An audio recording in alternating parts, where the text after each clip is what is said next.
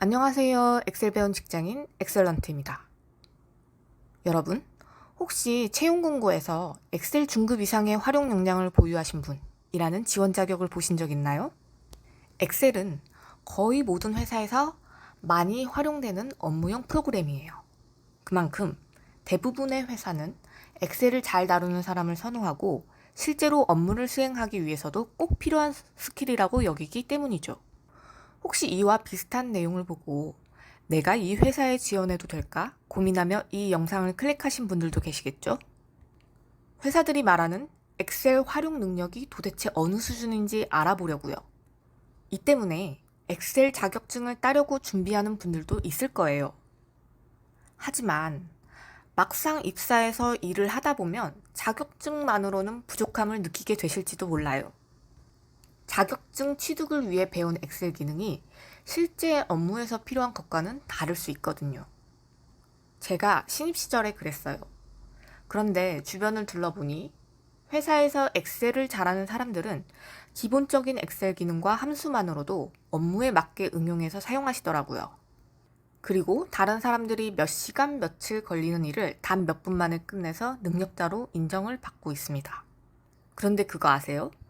이들 역시 입사하자마자 이런 능력을 갖추고 있었던 게 아니라 선배나 주변 동료들의 엑셀 활용 방법을 어깨너머로 배우고 계속 응용하는 방법을 공부해 왔다는 걸요.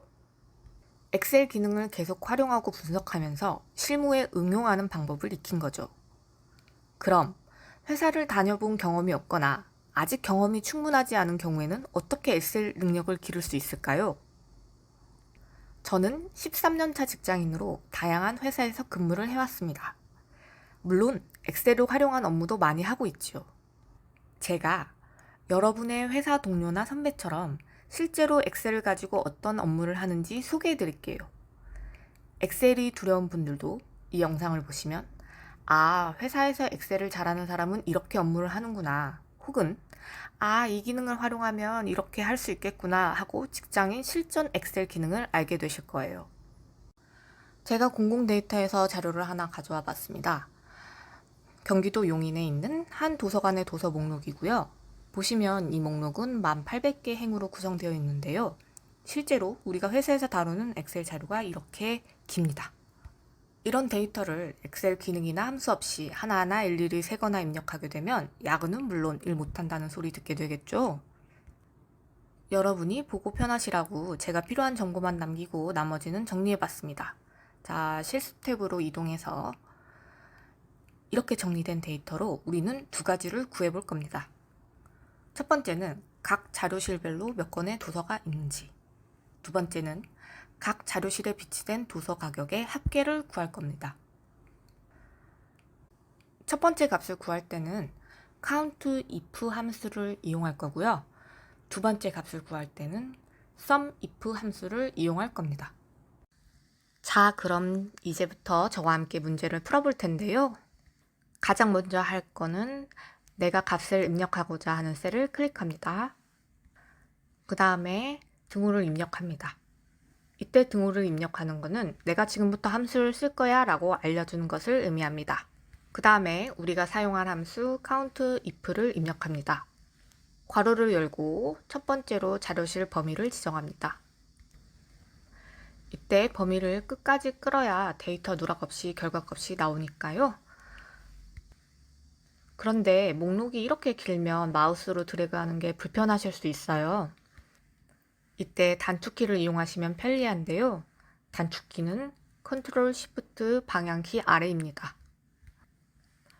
목록을 지정하신 후에 쉼표를 누르시고 그 다음 지정값을 선택합니다.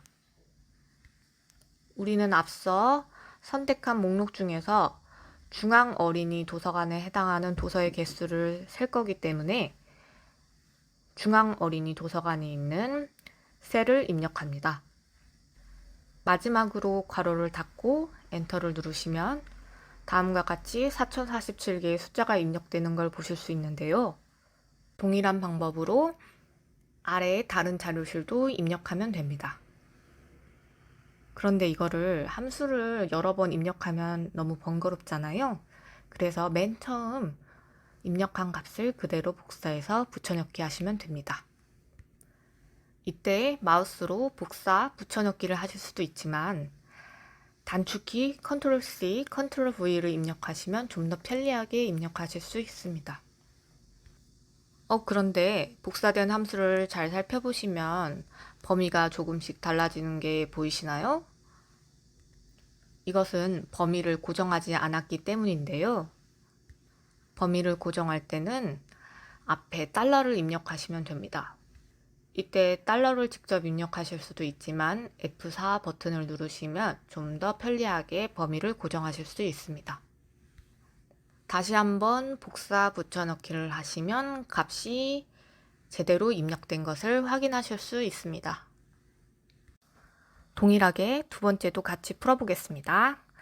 두 번째도 입력하고자 하는 셀을 선택하신 후에 등호를 넣고 이번에는 각각의 값을 카운트하는 것이 아니라 각각의 입력된 가격을 더해줘야 되는 거잖아요. 그래서 SUMIF 함수를 사용할 겁니다. 함수를 입력하신 후 괄호를 열어 자료실 범위를 지정합니다. 범위를 고정하신 후에 쉼표 입력, 다음 입력할 값은 우리가 찾을 자료실, 마지막으로 입력할 항목은 우리가 더할 가격이 있는 범위입니다.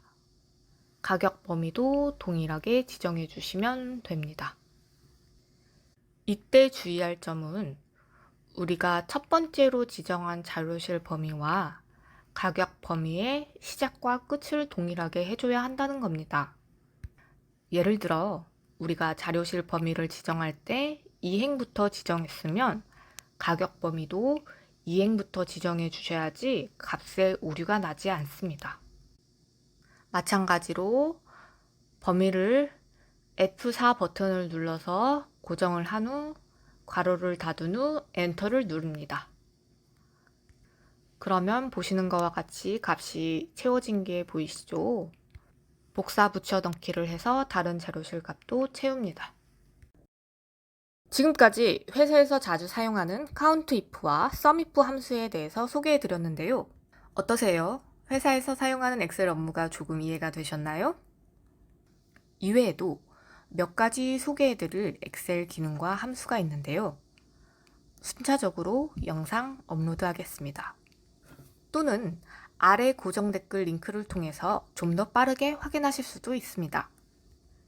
지금 영상이 마음에 드셨다면 구독 눌러주세요. 앞으로도 좋은 영상으로 보답하겠습니다.